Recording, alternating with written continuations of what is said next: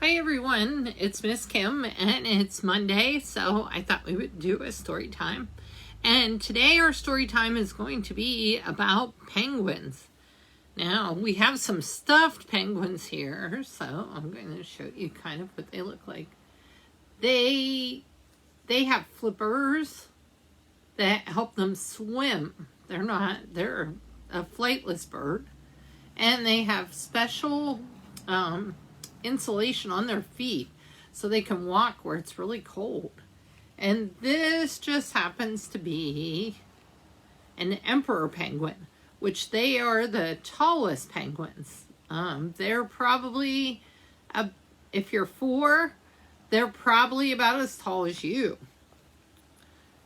This is a penguin chick.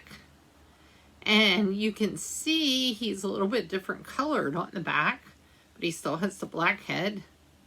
And the reason he's gray back here is because they live in what they call rookeries, which are places that they raise the penguins, the mom and the dad both.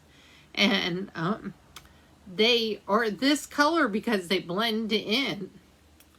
Now, I'm going to let you listen to some sounds of some penguins. I hope you can hear this.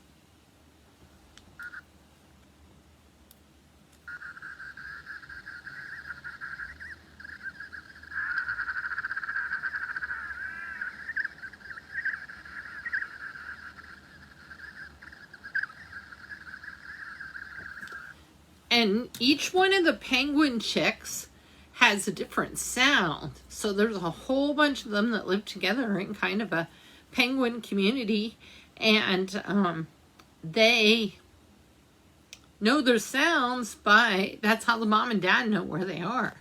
Now, after they're born or when they're chicks, the moms go out hunting, but the dads kind of keep the penguins close, the chicks close to them.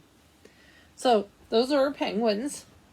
And I want to share with you some books, but I also want to show you some different types of penguins. So we have this book called If You Were a Penguin. It was the 2009, I think, book. So this guy, I think he is a macaroni penguin or a rockhopper penguin. You can see he's got the different colors on him. This guy is called a Magellanic or Magellan penguin. Here's the emperor penguin, the big tall one. This one is, I think he's a chin strap penguin. You can see it looks like he has a little strap around his chin. And I think this is another Magellanic penguin. But in this book, you can see there's many different types of penguins. And they all look a little bit different. I want to show you where penguins live because a lot of people think that penguins live in the North Pole, but they actually live in the South Pole. So they live down at the bottom.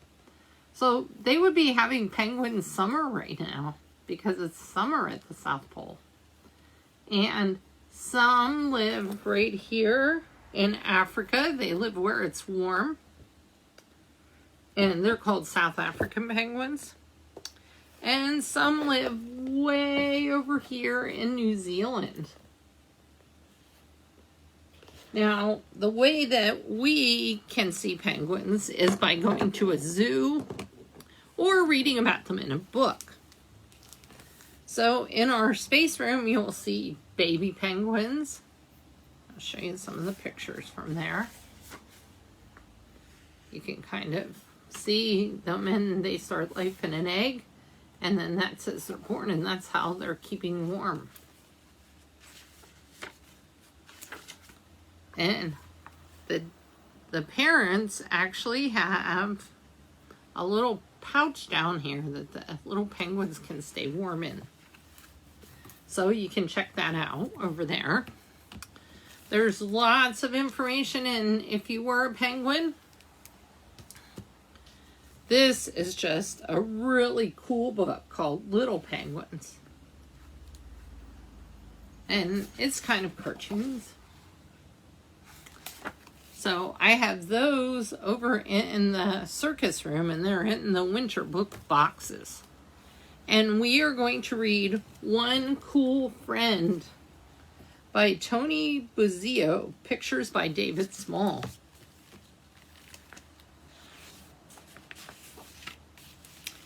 Elliot was a very proper young man.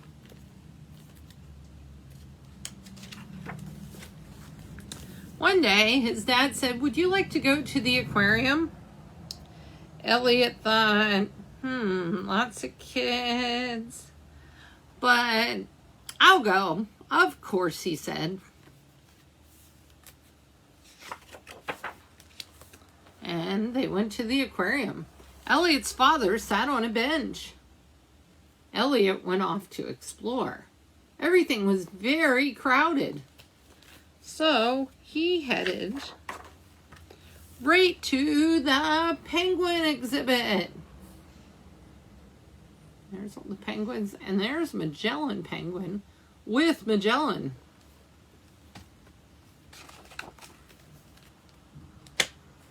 Elliot observed the penguins. He went back and asked his dad, "Can I buy a penguin?" His dad said, "Sure, here's $20. Go buy a penguin." So his dad thinks he's buying a stuffed penguin. But let's see what Elliot did. Elliot emptied his pockets and his backpack, and he waded in, and look who he finds. Now, I would say you should not do this, but Elliot did. Dad said, "Did you get your penguin?" "Yes, I got my penguin." So they went home. He went to his bedroom, unpacked the backpack, and turned his air conditioning way down. Because penguins need to be where it's cold. He got the garden hose out and went upstairs because penguins also need water. He filled up a wading pool, and soon they had ice. Oh my gosh, look how cold his bedroom looks. Again, I would not say you should do this. Later, Elliot knocked on the door of his father's office. "I have some research to do at the library about Magellan. When I was in 3rd grade, I got Captain Cook," his father said. "Where did you keep him?" Elliot asked. But his father had already returned to charting the changing boundaries of the Great Barrier Reef.